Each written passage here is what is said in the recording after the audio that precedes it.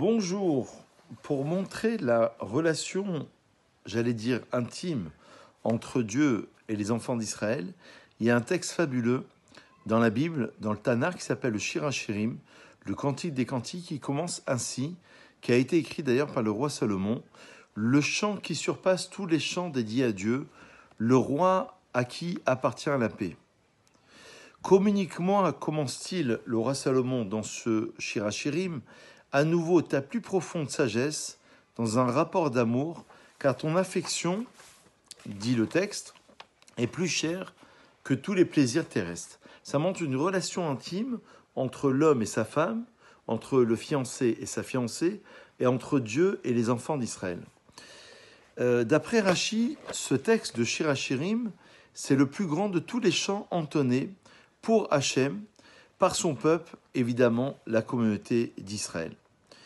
L'expression de Shir HaShirim, c'est-à-dire le chant des chants, ça fait référence au Saint des Saints. Le Kodesh HaKodashim, dans le temple, il y avait un endroit qui était le plus saint, c'était le Saint des Saints, justement. Eh bien, à l'inverse, lorsqu'on veut désigner, dit le Harshkol, le langage de vanité par le roi Salomon dans l'Ecclésiaste, on va exprimer l'idée de Hevel Havalim Amar Kohelet à Kol Havel, tout est vanité, rien que vanité. Et Rabbi Akiva a enseigné, l'univers tout entier n'est pas digne du jour où le cantique des cantiques fut donné à Israël. Tous les ketuvim, c'est-à-dire les hagiographes, les écrits comme Shir HaShirim, comme les Tehilim, les psaumes, sont saints, mais le cantique des cantiques, dit Rabbi Akiva, est le saint des saints, c'est Kodesh HaKodashim. Il est fait remarquer justement dans le Torah Temima que tous les chants justement, ceux contenus dans la Torah ou ceux de Salomon sont saints, mais le chant des chants, le Shir HaShirim, est le saint des saints.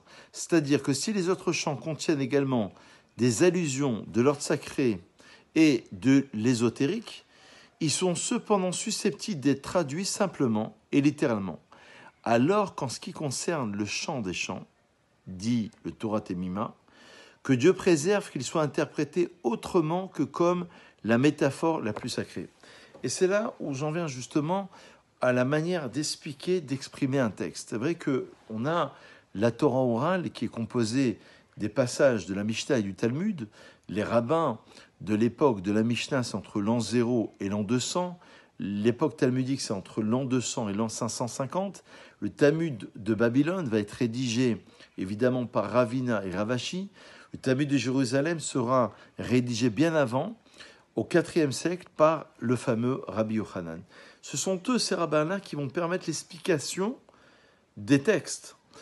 Il me vient à l'esprit un passage talmudique au début des Mishnayot de Brachot, où on nous dit qu'il faudra lire la Torah, Beshorvecha v'kumecha, à ton coucher et à ton lever.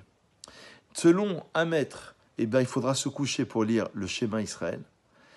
Il faudra se coucher et se lever le matin, donc le soir se coucher, le matin se lever, lorsqu'on va dire Shema Israël, la profession de foi.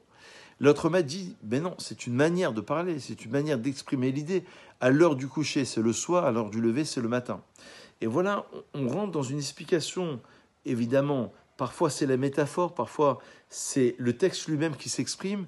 Il y a une autre occurrence extraordinaire du Sefer HaChinour qui explique le verset « Lifte Ever le Titan Mirchol » devant l'aveugle ne place pas d'embûche. Il dit le véritable pshat de ce verset, c'est pas devant l'aveugle ne met pas d'embûche, dit Sefer HaChinour, c'est le fait de ne pas causer un tort à son prochain. Devant l'aveugle ne met pas d'embûche, mais dans le sens figuré. Et donc le Sefer HaChinour dit que le véritable sens littéral de ce verset, c'est dans le sens figuré. C'est pour ça qu'on a besoin d'avoir une vue d'ensemble. On ne peut pas remettre en cause les fondements même de la Torah écrite.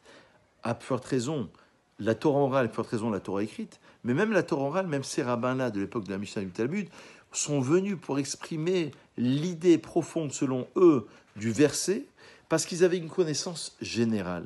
Ainsi en est-il pour le Shir HaShirim. Le Shir HaShirim est appelé le Saint des Saints, parce que c'est le deuxième livre du Tanakh, à part la Megillat Esther, dans lequel il n'y a pas la mention de Dieu. Rabbi Nachman de Breslev enseignait qu'il est tellement haut que même il est au-delà de l'expression d'un nom divin.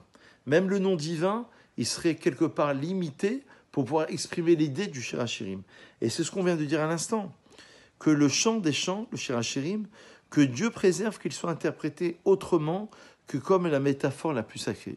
C'est la raison pour laquelle on va se référer évidemment à différents commentaires qui vont nous permettre de saisir, de comprendre l'idée fondamentale de ce texte.